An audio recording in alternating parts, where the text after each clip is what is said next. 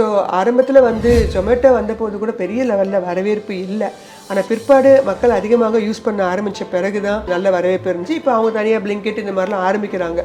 மீஷோ அவங்களோட பிஸ்னஸ் எப்படிலாம் இருக்கும் அப்படிங்கிறத சொன்னீங்க. ஸோ இது அவங்களுக்கும் சரி, இல்லை அதில் முதலீடு செய்கிற முதலீட்டாளர்களுக்கும் சரி, லாபம் வரதுக்கான பாசிபிலிட்டிஸ் எல்லாம் இருக்கா? அந்த ஆஸ்பெக்டில் எப்படி? ஆனால் ஜென்ரலாக பார்க்க வேண்டியது சப்ஸ்கிரிப்ஷன் லெவல் எவ்வளோ இருக்குது அப்படின்னு பாருங்கள். கிரே மார்க்கெட் ப்ரீமியம் எவ்வளோ இருக்குதுன்னு பாருங்கள். அந்த கம்பெனியுடைய ப்ரொஃபைல் அண்டு ஃபினான்ஷியல் பேக்ரவுண்டு இந்த நாளையும் பார்க்கலாம். அஞ்சாவது, இந்த கம்பெனிக்கெலாம் எனக்கு ஆச்சரியமாக இருந்தது. மீஷோக்கெலாம் கிரே மார்க்கெட் ப்ரீமியம் அவ்வளோ கொடுத்துருக்காங்க. 200 ஓப்பன் ஆச்சுன்னு வச்சுக்கோங்களேன். இங்கே வாங்கினவங்களும் என்ன பண்ணுவாங்க, அந்த 200 சேல் பண்ண ஆரம்பிச்சிடுவாங்க. நீங்கள் போய் 200 வாங்குறீங்க, அப்போ ரேட் என்ன பண்ணிடும், இறங்கிடும். கிரே மார்க்கெட் ப்ரீமியம் உங்களுக்கு அதிகமாக இருக்கணும். மோர் தேன் ஒரு 30% மேலே இருந்தது அப்படின்னா அந்த கம்பெனிக்கு நிறைய டிமாண்ட் இருக்குது அப்படின்னு அர்த்தம். சப்ஸ்கிரிப்ஷன் லெவலு ஓவராலாக டோட்டலாக நீங்கள் பார்க்கும்போது எல்லாரையும் சேர்த்து பார்க்கும்போது மோர் தேன் ஒரு 20 டைம்ஸ் 30 டைம்ஸ் இதெல்லாம் 50 வருது. ஸோ அந்த மாதிரிலாம் இருந்துச்சுன்னா அந்த கம்பெனி லிஸ்டிங் டே அன்னைக்கு பயங்கர அப்பில் தான் ஓப்பன் ஆகும். வணக்கம்மா. மார்க்கெட் இப்போ ஒரு நல்ல ரேலி நடந்துட்டு இருக்கு. ஸோ இந்த டைம்ல நிறைய கம்பெனிஸ் அடுத்தடுத்து ஐபிஓக்கு வர்றதையும் பார்க்க முடியுது. அதில் முக்கியமாக மீஷோவோட ஐபிஓ எல்லாரோட கவனத்தையும் ஈர்த்திருக்கு அப்படின்னு சொல்லலாம். ஸோ மீஷோ ஐபிஓ எப்போ வரப்போகிறாங்க? ஸோ அதை சுற்றி என்ன நடக்குது மேம்? மார்க்கெட் இப்போ லைஃப் டைம் ஹை வந்திருக்கு. ஸோ நேர்கள் அனைவர்களுக்கும் ஷேர் மார்க்கெட்டில் இருக்கும் எல்லாருக்குமே பாராட்டுக்கள். முதல்ல நம்மளை நாமே பாராட்டிக்கணும். ஏன்னா இந்த லைஃப் டைம் ஹை வரதுக்கு காரணம் மிக முக்கியமாக 2 பேர். ஒருத்தவங்க டொமஸ்டிக் இன்ஸ்டிடியூஷனல் இன்வெஸ்டர்ஸ், அதாவது mutual fund and insurance companies and also the retailers.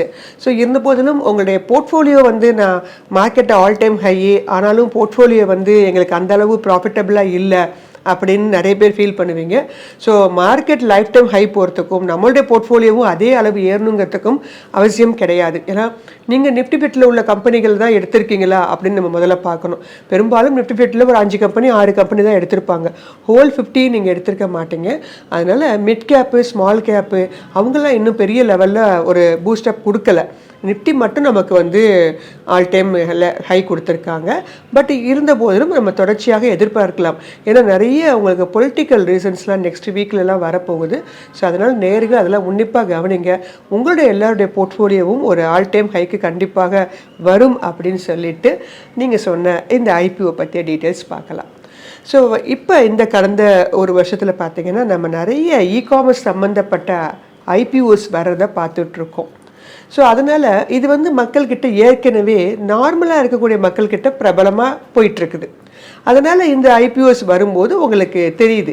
இல்லைன்னா போன வாரம் நிறைய ஐபிஓ கம்பெனிஸ் தான் வந்துட்டு இருந்தாங்க. ஆனால் இவங்க பிராண்டடாக நிறைய புழக்கத்தில் இருந்த காரணத்தினால இப்போ வரும்போது நமக்கும் ஒரு அட்ராக்டிவாக இருக்குது. ஸோ இகாமர்ஸ் துறையில் வரக்கூடிய ஒரு நல்ல ஒரு பிளாட்ஃபார்மில் வந்திருக்கக்கூடியது தான் இந்த மீஷோ ஐபிஓ. நான் ஃபஸ்ட்டே சொல்லிடுறேன், நாங்கள் எதுவும் ரெக்கமெண்டேஷன்ஸ் கொடுக்கல. நீங்களோ நானோ சரி, இது ஒரு எஜுகேஷ்னல் பர்பஸ் தான். மீஷோவுக்காக ஒரு ரெக்கமெண்டேஷன்ஸில் இது எப்போதுமே கிடையாது. நீங்கள் எப்போதுமே அவங்களுடைய பைசெல்லாம் பார்க்கும்போது உங்களுடைய முடிவுகளுக்கு தான் உட்பட்டது. இந்த கம்பெனி வேணுமா வேணாமா, நாங்கள் அதை தரவரிசை கொடுக்குறோம். அதில் உள்ள சில விஷயங்களை எடுத்து காட்டுகிறோம், அவ்வளோதான். ஸோ ஐபிஓ டேட் எப்போ அனௌன்ஸ் பண்ணியிருக்காங்கன்னா அடுத்த வாரம் டிசம்பர் 3 டிசம்பர் 5 ஃபேஸ் வேல்யூ ₹1 தான் இருக்குது. ப்ரைஸ் பேண்டு 105 111 அப்படின்னு வச்சுருக்கிறாங்க. இஷ்யூ சைஸ் 5421 கோடி. இவங்க ஃப்ரெஷ் இஷ்யூவாக 4250 கோடியும், ஆஃபர் ஃபார் சேலாக 1171 கோடியும் கொடுத்துட்டு வராங்க. லிஸ்டிங் டேட் டிசம்பர் 10 வச்சுருக்கிறாங்க. இந்த கம்பெனி 2015 இன்கார்பரேட் பண்ணியிருக்கிறாங்க. உங்களுக்கு நன்கு தெரிஞ்சிருக்கும், அமேசான், ஃப்ளிப்கார்ட் மாதிரி மீஷோவும் ஒரு ஆப்பு. நிறைய லேடிஸ்க்கு எக்ஸ்பெஷலி இது நல்லாவே தெரிஞ்சிருக்கும். ஏன்னா அக்சசரிஸ் இதெல்லாம் அங்கே தான் நிறைய வாங்குவாங்க. இவங்க மெயினாக என்ன மாதிரி ஒரு 4 கீ ஹோல்டர்ஸ் வச்சுருக்கிறாங்க. கன்சூமர்ஸ் பேஸ் பண்ணியிருக்கிறாங்க, அப்புறம் செல்லர்ஸை பேஸ் பண்ணியிருக்கிறாங்க, லாஜிஸ்டிக் பார்ட்னர்ஸை பேஸ் பண்ணியிருக்கிறாங்க, அப்புறம் முக்கியமாக கண்டென்ட் கிரியேட்டர்ஸ். ஸோ இவங்க 4 பேரை சுற்றி தான் இவங்களோட இகாமர்ஸ் பிளாட்ஃபார்ம் அமைஞ்சிருக்குது.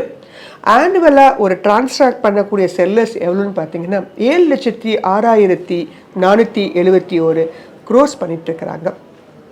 ஸோ இது மட்டும் கிடையாது, 234.2 மில்லியன் அளவுக்கு டிரான்சாக்டிங் யூசர்ஸும் இருக்கிறாங்க. ஸோ பெரிய லெவலில் உங்களுக்கு கன்சூமர் பேஸ்டு இருந்தாலும் கூட இவங்களோட ஃபினான்ஷியல்ஸ்ன்னு பார்க்கும்போது கொஞ்சம் புவராக தான் இருக்குது. ஸோ இன்னும் இவங்களுடைய டிமாண்டெல்லாம் எப்படி இருக்குது வந்த பிறகு தான் தெரியும். டிசம்பர் 3ஆம் தேதிக்கு மேலே தான் மக்கள் இதுக்கு எப்படி வரவேற்பு கொடுக்குறாங்க அப்படின்னு தெரியும். கிரே மார்க்கெட் ப்ரீமியம் எப்படி இருக்குங்கிறதையும் நம்ம பார்த்துட்டு அதுக்கப்புறம் we will decide. மீஷோ வந்து அவங்களோட பிஸ்னஸ் எப்படியெல்லாம் இருக்கும் அப்படிங்கிறத சொன்னீங்க. ஸோ இது அவங்களுக்கும் சரி இல்லை அதில் முதலீடு செய்கிற முதலீட்டாளர்களுக்கும் சரி லாபம் வரதுக்கான பாசிபிலிட்டிஸ் எல்லாம் இருக்கா? அந்த ஆஸ்பெக்டில் எப்படி இருக்குமா? ஏற்கனவே ஆஃபர் ஃபார் சேல்னு பார்க்கும்போது அது நிச்சயமாக மீஷோவில் இருக்கக்கூடிய அந்த 2 பேர் தான் தொடங்கினாங்க. ஸோ அவங்களுக்கு இது வந்து ரொம்ப எக்கச்சக்கமான ஒரு ப்ராஃபிட்டை தான் கொடுத்துருக்கு. பட் இது ஐபிஓ வழியாக உள்ளே போகிறவங்களுக்கு லாபத்தை கொடுக்குமா அப்படின்னு கேட்டிங்கன்னா, இகாமர்ஸ் பிளாட்ஃபார்ம் எல்லாமே ஜென்ரலாக உடனே எடுத்த உடனே உங்களுக்கு வந்து ப்ராஃபிட்டை கொடுக்காது. இது வரைக்கும் ஏற்கனவே முன்னாடி வந்த சில இகாமர்ஸ் பிளாட்ஃபார்ம்லாம் நீங்கள் எடுத்து பார்க்கணும். அர்பன் கம்பெனியாக இருக்கட்டும், நைக்கா, அந்த மாதிரி சில கம்பெனிகள். நம்ம ஸ்விக்கி ஜொமேட்டோ வந்து ஃபுட் ப்ராடக்ட்ஸு, இந்த அர்பன் மாதிரி உள்ளவங்க நைக்கா வந்து ஒன்லி ஃபார் பியூட்டிஷியன்ஸ். ஸோ இந்த மாதிரி வந்தவங்க எல்லாமே அது மாதிரி ஃபஸ்ட்டு க்ரைன்னு ஒரு கம்பெனி வந்தாங்க. இவங்கெல்லாம் இகாமர்ஸ் பிளாட்ஃபார்மில் வந்தவங்க தான். ஸோ இகாமர்ஸ் பிளாட்ஃபார்மில் வந்தவங்க எடுத்தோடனே பெரிய லெவலில் ப்ராஃபிட்டு கொடுக்கல. ஒரு 1 year 1.5 years ஆகும். அதுக்கப்புறமாகத்தான் அவங்க வந்து ப்ராஃபிட்டே காமிக்கிறாங்க. ஷேர்ஸ் வாங்கினவங்களுக்கு ப்ராஃபிட்டபிளாக இருக்குது. ஏன்னா இவங்க எதுவுமே ஒரு மேனுஃபேக்சரிங் லைனில் வரல, இவங்களும் ஒரு சர்வீஸ் லைனில் தான் வர்றாங்க. இவங்களுக்கு இந்த கம்பெனிகளுக்கு எங்கேருந்து உங்களுக்கு ப்ராஃபிட் வருது? ஏன்னா ஏதாவது மேனுஃபேக்சரிங் பண்ணாங்கன்னா அவங்களுக்கு உற்பத்தி வருதுன்னு சொல்லலாம். இல்லை கவர்மெண்ட் பேஸ்டு கம்பெனியாக இருந்தால் பரவாயில்ல. இதெல்லாம் ஒரு ஸ்டார்ட் அப் கம்பெனிஸு. ஸோ இவங்களுக்கு வந்து முதல்ல இவங்களுடைய கஸ்டமர்ஸை நம்பி தான் இருக்கிறாங்க. ஸோ அதனால் இவங்களுக்கு வந்து எடுத்தோடனே பெரிய லெவல்லலாம் ப்ராஃபிட் அப்படிங்கிறது இந்த கம்பெனிகளுக்கு வர்றது இல்லை. அதுக்கப்புறமாக இவங்க சஸ்டெயின் பண்ணி இவங்க இன்னும் நிறைய புது விதமான சில விஷயங்கள்லாம் புகுத்தி அது மக்களுக்கு பிடிக்கும் பட்சத்தில் தான் உங்களுக்கு ஷேர்ஸோட விலையெல்லாம் ஷேர் ஹோல்டர்ஸ்க்கு ஏறுவதற்கான வாய்ப்புகள் உண்டு. எனவே இந்த மாதிரி கம்பெனிகள் ஒரு ட்ரெண்டிங் செட்டராக இருந்த போதிலும் கூட உங்களுக்கு பெரிய லெவலில் ஒரு லாங் டேர்முக்கு நான் ஹோல்டு பண்ணட்டுமா, எனக்கு வந்து நல்ல ரிட்டர்ன்ஸ் கொடுக்குமா அப்படின்லாம் கேட்டிங்கன்னா பெரும்பாலும் இதெல்லாம் அப்படி கொடுக்காது. இவங்க எல்லாமே ஒரு சீசனல். உங்களுக்கு தீபாவளி சமயத்தில் பார்த்தீங்கன்னா இந்த ஷேர்ஸ் எல்லாம் ஏறும். ஸோ சீசனல் ஓரியன்ட் செக்டர்னு நம்ம இகாமர்ஸை தாராளமாக சொல்லலாம். ஸோ அதனால் ஒரு ஷார்ட் டேர்மில் ஒரு ஸ்விங் ட்ரேடிங் பண்ணுறவங்களுக்கு அவங்களுக்கெல்லாம் இது வந்து ஒரு லாபகரமான ஒரு ஷேர்ஸாக இருக்கும். ஸோ ஆரம்ப காலகட்டத்தில் அப்ளை பண்ணாலே கொடுத்துருவாங்க. ஏன்னா பெரிய லெவலில் டிமாண்ட் இருக்குமான்னு தெரியலை. ஸோ அப்ளை பண்ணாலே கிடச்சிடும். ஆனால் ஒரு லிஸ்டிங் கெயின்ஸ் வேணால் இப்போ எல்லா ஷேர்ஸுமே லிஸ்டிங் கெயின்ஸ்லாம் கிடைக்குது. ஒரு லிஸ்டிங் கெயின்ஸ் வேணால் கிடைக்கலாம். ஆனால் வாங்கி வச்சு எனக்கு ஒரு 6 மாதத்துலலாம் ரொம்ப அளவில் ஏற்றம் கொடுக்குமான்னு கேட்டிங்கன்னா இவங்கெல்லாம் பெரும்பாலும் கொடுக்க மாட்டாங்க. ஒரு 1 or 2 years கழிச்ச பிறகு தான் இவங்களுடைய ராலியை அவங்க தொடங்கவே ஆரம்பிப்பாங்க. 2015 தொடங்கியிருக்காங்க அப்படிங்கிறத பார்க்குறோம். கிட்டத்தட்ட 10 வருஷம் ஆகுது. ஸோ கம்பெனியோட பெர்ஃபார்மன்ஸ் இது வரைக்கும் எப்படி இருந்திருக்குன்னா, அவங்களுடைய ஃபினான்ஷியல்ஸ் அப்படின்னு பார்த்தீங்க அப்படின்னா ரொம்ப சொல்லிக்கிற மாதிரிலாம் இல்லை. ரொம்ப புவர் ஃபினான்ஷியல்ஸ் தான். இந்த 2025 செப்டம்பர் மாதம் எடுத்து பார்க்கும்போது அசட்ஸ்ன்னு பார்த்தீங்கன்னா 6640 கோடி வச்சுருக்கிறாங்க. அவங்களுடைய இன்கம் 5857 கோடி. ஆனால் ப்ராஃபிட் ஆஃப்டர் டாக்ஸ்ன்னு பார்க்கும்போது ஒரு லாஸ் மேக்கிங் கம்பெனியாக தான் இருக்கிறாங்க. அவங்க கடைசி குவார்ட்டராவது ப்ராஃபிட்டை காமிச்சிருக்கலாம். பைன் லேப்லாம் அது கடைசி குவார்ட்டராவது ப்ராஃபிட்டை காமிச்சு உள்ளே வந்தாங்க. ஆனால் இவங்க அதுவும் காமிக்கல. 700 கோடி மைனஸ் தான் காமிக்கிறாங்க. எபிடா பார்க்கும்போது -551 கோடி. பட் நெட்வொர்த் வந்து 968 கோடி கொடுத்துருக்காங்க. பாரோயிங்லாம் எதுவும் கிடையாது. இவங்களுடைய மார்க்கெட் கேப்னு பார்க்கும்போது 50,095 கோடி. மார்க்கெட் கேப் நல்லாவே இருக்கிறாங்க. ஸோ அதை வைத்து பார்க்கும்போது இனிமே தான் இவங்க நல்ல ப்ராஃபிட்லாம் கண்ணில் காமிச்சாங்க அப்படின்னா, ஒருவேளை இவங்க திரட்டுற பணத்தெல்லாம் நல்ல விதமாக உபயோகப்படுத்தி அதை வந்து இவங்க ப்ராஃபிட் மட்டும் காமிச்சிட்டாங்கன்னு வச்சுக்கோங்க அடுத்த குவார்ட்டர்லாம், மேபி இந்த கம்பெனிஸ் எல்லாமே உங்களுக்கு ஒரு நல்ல லாபத்தை கொடுக்கக்கூடிய கம்பெனிகளாக மாறும். ஒரு பிராண்ட் வேல்யூட மட்டும்தான் வர்றாங்க. ஆனால் ஃபண்டமெண்டல் ஃபில்டர்ஸ்லாம் பார்க்கும்போது அட்ராக்டிவான ஃபில்டர்ஸ் அப்படிங்கிற மாதிரி இல்லை. ஸோ அதனால தான் முன்பே சொன்னேன், நீண்டகால அடிப்படையில் பார்க்குறவங்களுக்கெல்லாம் இது வந்து ஒரு அட்ராக்டிவான ஒரு கம்பெனியாக இருக்காது. ஆனால் இதுவே ஒரு ஷார்ட் டேர்மில் இந்த ஆப்பெல்லாம் யூஸ் பண்ணிருக்கவங்களுக்கு எல்லாமே இது போய் வாங்கினா என்ன அப்படிங்கிற மாதிரிலாம் இருக்கும். ஒரு ட்ரெடிஷ்னல் இன்வெஸ்டர்ஸ் இதை பெரும்பாலும் விரும்ப மாட்டாங்க. ஆனால் ஒரு ட்ரெண்டிங் இன்வெஸ்டர்ஸ் இந்த மாதிரி கம்பெனிகள் எல்லாமே தங்களுடைய போர்ட்ஃபோலியோ இருக்கட்டுமே அப்படின்னு நினைப்பது உண்டு. இப்போ வரைக்கும் இவங்க ஒரு லாஸ் மேக்கிங் கம்பெனியாக தான் இருந்துட்டு இருக்காங்க. ஸோ ஸ்மால் இன்வெஸ்டர்ஸோ இல்லை இண்டிவிஜுவல் இன்வெஸ்டர்ஸோ இந்த மாதிரி லாஸ் மேக்கிங் கம்பெனியில் ஐபிஓவில் போய் முதலீடு செய்கிறது சரியாக இருக்குமா? லாஸ் மேக்கிங் கம்பெனினாலே கொஞ்சம் அவாய்ட் பண்ணுறது நல்லது. ஆனால் இவங்களுடைய மார்க்கெட் கேப் வச்சு பார்க்கும்போது அதிகமாக இருக்குது. இவங்களுக்கு வந்து பாரோயிங் எல்லாம் பெருசாக இல்லை. ஸோ இவங்க திரட்டக்கூடிய இந்த பணத்தை என்ன பர்பஸ்க்காக யூஸ் பண்ண போகிறாங்க அப்படிங்கிறத நம்ம கவனித்து அவங்க ப்ரௌசரில் பார்க்கும்போது என்ன கொடுத்துருக்காங்கன்னா, நாங்கள் க்ளவுட் இன்ஃப்ராஸ்ட்ரக்சருக்காக இன்வெஸ்ட் பண்ண போகிறோம், 1390 கோடியை நாங்கள் இதுக்கு போகிறோம் அப்படின்னு கொடுத்துருக்காங்க. ஆர்டிஃபிஷியல் இன்டெலிஜென்ட் டெக்னாலஜியை யூஸ் பண்ணுறதுக்காக 480 கோடி யூஸ் பண்ண போகிறோம். எங்களோட பிராண்ட் இனிஷியேட்டிவ் பண்ணி மார்க்கெட்டிங் பண்ணுறதுக்கு 1020 கோடியை நாங்கள் யூஸ் பண்ண போகிறோன்னு கொடுத்துருக்காங்க. ஏன்னா இவங்க ஆஃபர் ஃபார் சேலில் இவங்க கலெக்ஷன் பண்ணுற பணமே அந்த ப்ரமோட்டர்ஸ்க்கு அதிகம், அந்த அளவு ரிட்டர்ன். அவங்களுடைய 18.5 ஸ்டேக்ஸ் வந்து இப்போ சேல் பண்ணுறாங்க அந்த ஃபவுண்டர் 2 பேரும். ஸோ அவங்களுக்கு இது லாபமே அதிகபட்சம்தான். இவங்க மீதி இருக்கக்கூடிய இந்த பணத்தை, ஏன்னா இவங்களுக்கு காம்படிஷன் அதிகம், அமேசான் பெரிய ஒரு ஜாம்பவானோட இவங்க நின்று போராடணும். அப்போ இவங்க எந்த அளவு இனிஷியேட் எடுக்கிறாங்களோ, மார்க்கெட்டிங் எடுக்கிறாங்களோ, அப்போ தான் இந்த கம்பெனி ப்ராஃபிட்டபிளாக மாறும். அதனால் ஒரு பெரிய லெவலில் ரிஸ்க் எடுத்து ஒரு லட்சக்கணக்கில் எல்லாம் பணம் போட்டு வாங்கக்கூடிய அளவுக்கு மிக நல்ல நிறுவனம் அப்படின்னு நம்ம சொல்ல முடியாது. ஒரு ரிஸ்க் எடுக்கலாம், ஒரு மினிமம் ரிஸ்க்கு. நம்ம வந்து ஒரு 15,000 இனிஷியலாக இப்போ பேமெண்ட் கொடுத்தா 15,000 கொடுப்போம், 15,000 நம்ம எடுக்கிறோம், அவ்வளோதான். அதுதான் அதிகபட்ச ஒரு ரிஸ்க் அந்த கம்பெனிக்கு. ஏன்னா இந்த கம்பெனி உங்களுக்கு ஒரு 5-6 வருஷம் கழித்து மல்டி பேக்கராகவும் உருவாகலாம். ஒருவேளை இந்த காம்படிஷன் அதிகமாகி இவங்க பிரச்சனைக்கு உரியவங்களாகவும் மாறலாம். அப்போ நேயர்கள் நீங்கள் தான் அதை பொறுத்துக்கணும். நம்ம எந்த அளவு அந்த கம்பெனி நீங்கள் இன்வெஸ்ட் பண்ணுறீங்க அப்படின்னா அது நீங்கள் எடுக்கக்கூடிய ரிஸ்கோட அளவு. அந்த கம்பெனியே இல்லாமல் போயிட்டாலும் என்ன அது பாதிக்கக்கூடாது. அந்த அளவு பணத்தை தான் நம்ம வந்து அதில் இன்வெஸ்ட் பண்ணணும். அதனால தான் நம்ம வந்து நிறைய மியூச்சுவல் ஃபண்டுக்கு ஏன் போகிறாங்க, ஒரே கம்பெனியில் இன்வெஸ்ட் பண்ண போகிறது இல்லை. இப்போ ஒரு 15,000 இருக்குன்னு வச்சுக்கோங்களேன், ஒரு மியூச்சுவல் ஃபண்டில் போட்டால் அவங்க ஒரே கம்பெனியில் பண்ண போகிறாங்களா என்ன? இல்லையே, பிரித்து போடுறாங்க. ஆனால் நம்ம ஒரே கம்பெனியில் தேடுறோம். அப்போ அந்த நம்ம போடக்கூடிய பணம் நமக்கு அது ரிஸ்கோட அளவு. ஒரு லாஸ் மேக்கிங் கம்பெனின்னு நமக்கு தெரியுது, காம்படிஷன் அதிகமாக பிரச்சனை உள்ள கம்பெனின்னு தெரியும் போது அதில் போய் எதுக்கு 1,00,000 ரூபா 2,00,000 ரூபாலாம் இன்வெஸ்ட் பண்ணணும்? என்னால் உங்களால் மினிமம் எவ்வளோ ரிஸ்க் எடுக்க முடியுமோ அந்த பணத்தை மட்டும் நீங்கள் போட்டு, அதையுமே குறைஞ்சபட்சம் 1 வருஷம் 2 வருஷம் வெயிட் பண்ணாதான் நீங்கள் லாபத்தையும் பார்க்க முடியும். நான் போட்டேன் ஒரு 6 மாதத்தில் அது ஏறிடுச்சு அந்த மாதிரி கிடையாது. ஏன்னா நமக்கு சீசனும் முடிஞ்சிருச்சு. இனி அடுத்து பார்த்தீங்கன்னா இவங்கெல்லாம் அந்த ஃபெஸ்டிவல் சீசன் போது தான் இந்த மீஷோ இந்த மாதிரி கம்பெனிகள்லாம் ஏற ஆரம்பிக்கும். ஸோ அதனால் அதை பொறுத்து ஒரு மினிமம் இன்வெஸ்ட்மெண்ட்டை வேணால் நீங்கள் இதுக்கு வந்து ஒதுக்கீடு பண்ணலாம் என்கிறது என்னுடைய கருத்துமா. நீங்கள் ஸ்டார்டிங்லேயே சொன்னீங்க அமேசான், ஃப்ளிப்கார்ட் மாதிரியான பெரு நிறுவனங்களோட தான் இவங்க போட்டி போடுறாங்க அப்படின்னு. ஸோ இந்த காம்படிஷன் எப்படி இருக்குது? இதை சஸ்டெயின் பண்ணுற அளவுக்கு மீஷோக்கு பொட்டென்ஷியல் இருக்கா?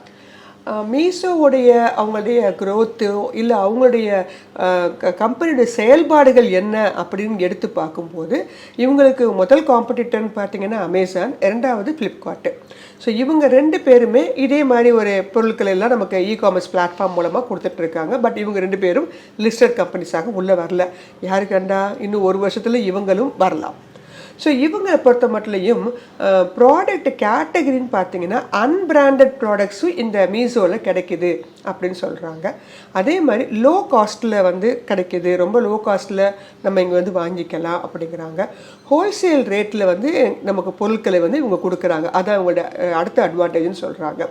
அடுத்து முக்கியமானது இவங்க ரீசெல்லர்ஸுக்கும் பல்க் பர்ச்சேசஸ்க்கும் ரொம்ப பேர் போனவங்க இந்த மீஷோ அங்கே கம்பேர் பண்ணும்போது. ஸோ அமேசானை கம்பேர் பண்ணும்போது branded products fast delivery Amazon எடுத்துக்கலாம். இவங்க அடுத்து ஃப்ளிப்கார்ட் பார்த்தீங்கன்னா நல்ல டிஸ்கவுண்ட்ஸ் கொடுக்குறாங்க, அஃபோர்டபுள் ப்ரைஸில் கொடுக்குறவங்க ஃப்ளிப்கார்ட்டு. இவங்க மீஷோவை பொறுத்த மட்டும் ரீசெல்லிங் அதே மாதிரி சீப்பஸ்ட் ப்ராடக்ட்ஸ்லாம் கிடைக்கக்கூடிய ஒரு நிறுவனமாக, ஒரு இ-காமர்ஸ் பிளாட்ஃபார்மாக மீஷோ இருக்கிறது தான் இவங்களுடைய ஒரு பெரிய அட்வான்டேஜ். இல்லைன்னா இந்த பெரிய ஆளுங்களோட போட்டி போட்டு இந்த அளவு நிற்க கஷ்டம்தான். இவங்கள்ட்ட வந்து அதே மாதிரி 0 கமிஷன் சார்ஜஸ் வந்து சார்ஜ் பண்ணுறாங்க. அடுத்தபடியாக மிக முக்கியமான ஒரு ரீசன் வந்து மீஷோவில் வந்து பார்த்திங்கன்னா டயர் 2 சிட்டிஸையும் இவங்க கவர் பண்ணுறாங்க. அங்கே இருக்கக்கூடிய உமன் ஆண்டர்ப்ரூனர்ஸுக்கெல்லாம் வந்து மீஷோ மூலமாக உள்ள வரத்துக்கெல்லாம் ரொம்ப ஈஸியான வழிமுறைகள்லாம் வச்சுருக்கிறாங்க. ஸோ சின்ன சின்ன ஸ்மால் கம்பெனிஸுக்கும் ஸ்மால் ஊர்களுக்கெல்லாம் சின்ன சின்ன ஊர்களையும் மீஷோ வச்சு ப்ராடக்ட் வச்சு நமக்கு கிடைக்குது. அங்கேயும் கன்சூமர்ஸ், செல்லர்ஸ் எல்லோரும் இருக்கிறாங்க. இதுதான் இவங்களுடைய பெரிய பலமாக வைத்துக்கொண்டு உள்ளே வர்றாங்க. ஸோ அதனால் இந்த கம்பெனிக்கு வந்து பார்த்திங்கன்னா மீஷோவை பொறுத்த மட்டும் ஃப்ளிப்கார்ட்டோடு இருந்த போதிலும் அமேசான் இருந்த போதிலும் நான் சொன்ன இந்த விஷயங்கள் தான் இவங்களுக்கு ஒரு பெரிய அட்வான்டேஜாக இருக்குது. அதன் காரணமாகத்தான் அவங்க இந்த ஐபிஓக்கே வந்திருக்காங்க. இப்போ நம்மளுடைய லிஸ்டிங் ஆன பிறகும் எவ்வளவு வரவேற்பு இருக்குது அப்படிங்கிறத பார்த்து இன்னும் கூட இவங்களுக்கு டஃப் கொடுக்குற அளவுக்கு கூட வரலாம். இப்போ இந்தியாவிலேருந்து வந்த ஒரு ஸ்டார்ட் அப் கம்பெனி இப்போ லிஸ்ட் ஆக போகிறாங்க அப்படிங்கிறத பார்க்குறோம். ஸோ ஆனாலும் லாஸ் மேக்கிங் கம்பெனியாக தான் இருக்காங்க. இது இந்தியாவில் இருக்கிற மற்ற ஸ்டார்ட் அப்க்கு என்ன மாதிரியான ஒரு இம்பேக்டை கொடுக்குமா? ஸ்டார்ட் அப் கம்பெனிகள் எல்லாமே லாஸ் மேக்கிங் கம்பெனிகளாக இருப்பது கிடையாது. சில நல்ல கம்பெனிகள்லாம் வந்திருக்காங்க, ஏற்கனவே வந்திருக்கிறாங்க. ஆனால் இந்த 2020 அதிகமாக வந்தது பார்த்தீங்கன்னா, இந்த 5 வருஷத்தில் ஒரு புதுசாக ஒரு ட்ரெண்டிங் செக்டரே உருவாக்கி நிறைய காமர்ஸ் பிளாட்ஃபார்ம் கம்பெனிகளும் சரி, சோலார் பேனல் தயாரிக்கக்கூடிய ஸ்டார்ட் அப் கம்பெனிஸ்கள்லாம் நிறைய வந்திருக்காங்க. அதற்கு நல்ல வரவேற்பும் மக்களிடமிருந்து கிடைச்சிருக்குது. அதனால தான் இப்போ அடுத்தடுத்து உங்களுக்கு வந்துகிட்டே இருக்கிறாங்க. ஸோ புதுசான ஐபிஓ வரத்துக்கு காரணமே இந்த வரவேற்பு தான்.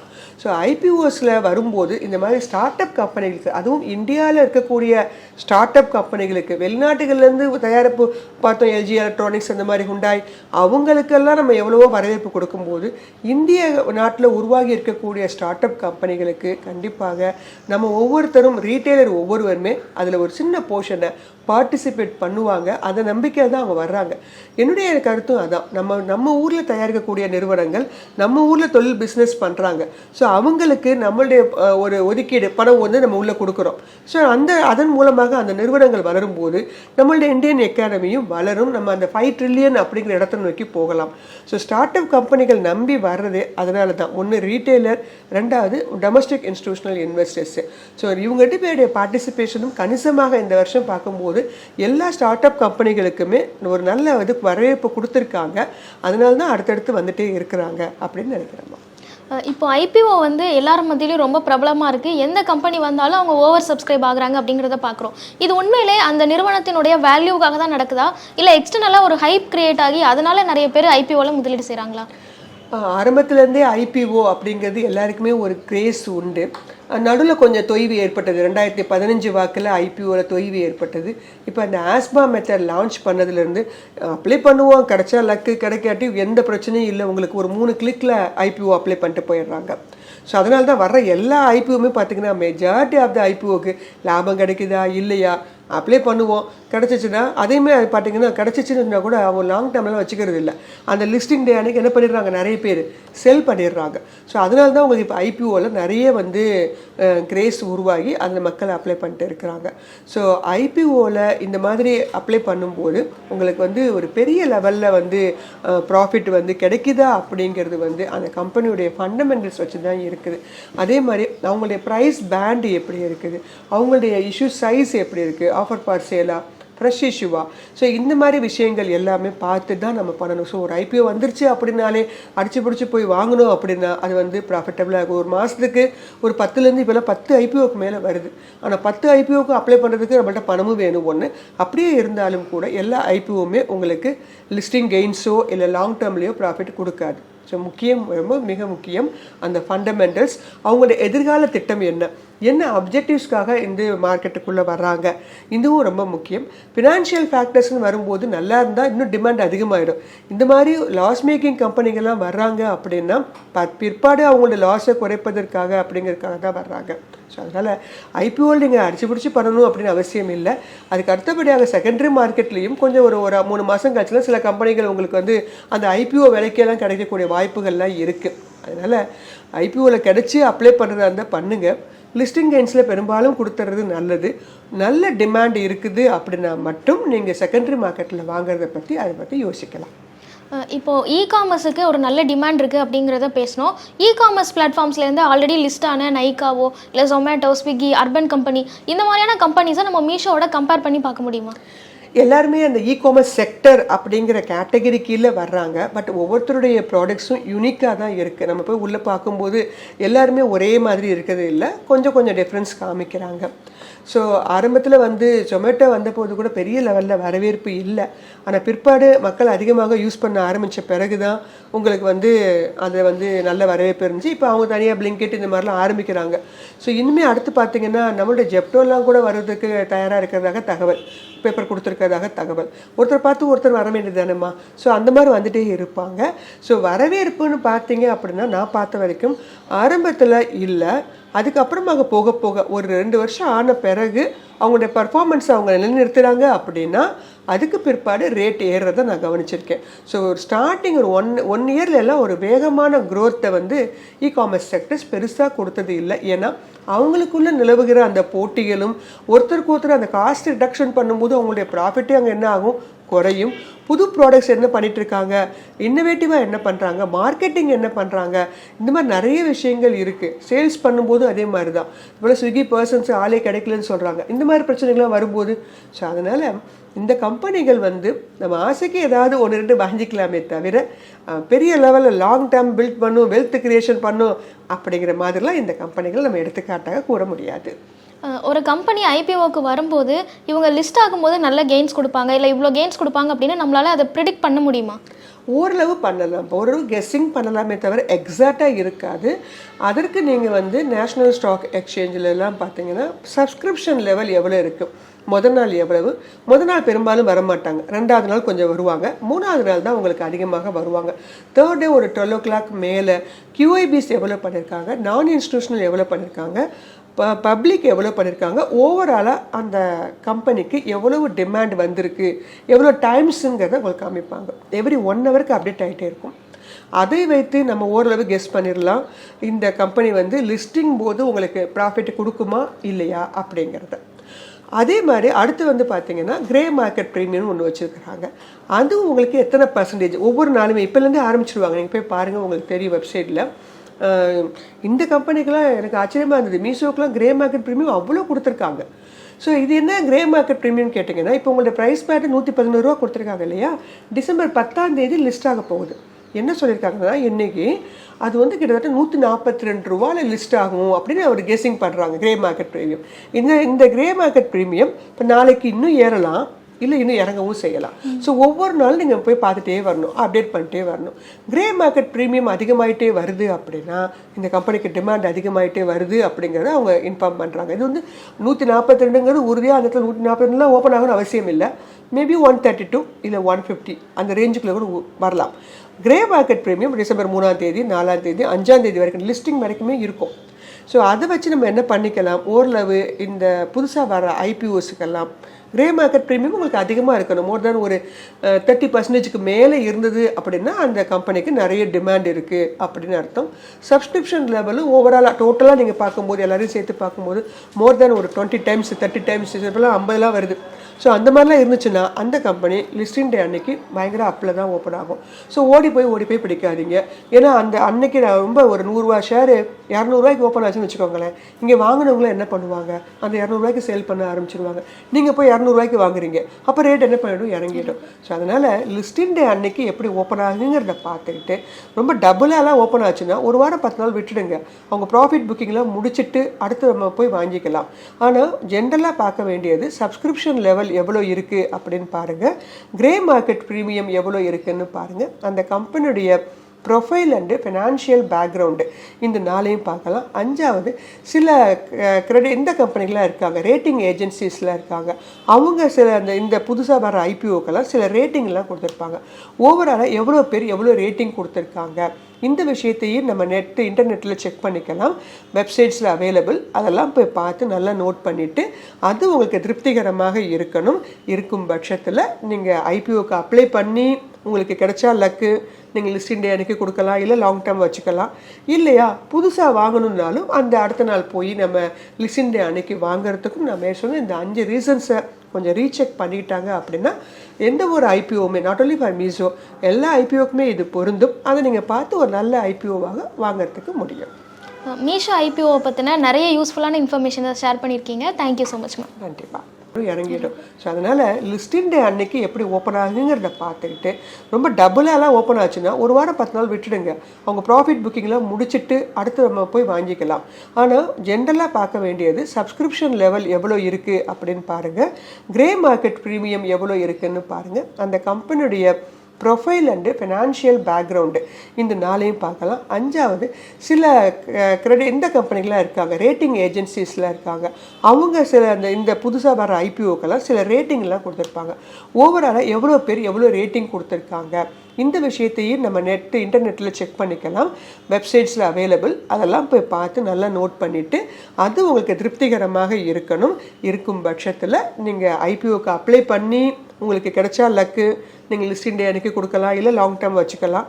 இல்லையா புதுசாக வாங்கணுன்னாலும் அந்த அடுத்த நாள் போய் நம்ம லிஸ்டிங் டே அன்றைக்கி வாங்குறதுக்கும் நம்ம சொன்ன இந்த 5 ரீசன்ஸை கொஞ்சம் ரீசெக் பண்ணிக்கிட்டாங்க அப்படின்னா எந்த ஒரு ஐபிஓவுமே நாட் ஓன்லி ஃபார் மீஷோ எல்லா ஐபிஓக்குமே இது பொருந்தும். அதை நீங்கள் பார்த்து ஒரு நல்ல ஐபிஓவாக வாங்குறதுக்கு முடியும். மீஷோ ஐபிஓ பற்றின நிறைய யூஸ்ஃபுல்லான இன்ஃபர்மேஷனை ஷேர் பண்ணியிருக்கீங்க. Thank you so much ma'am. நன்றிப்பா.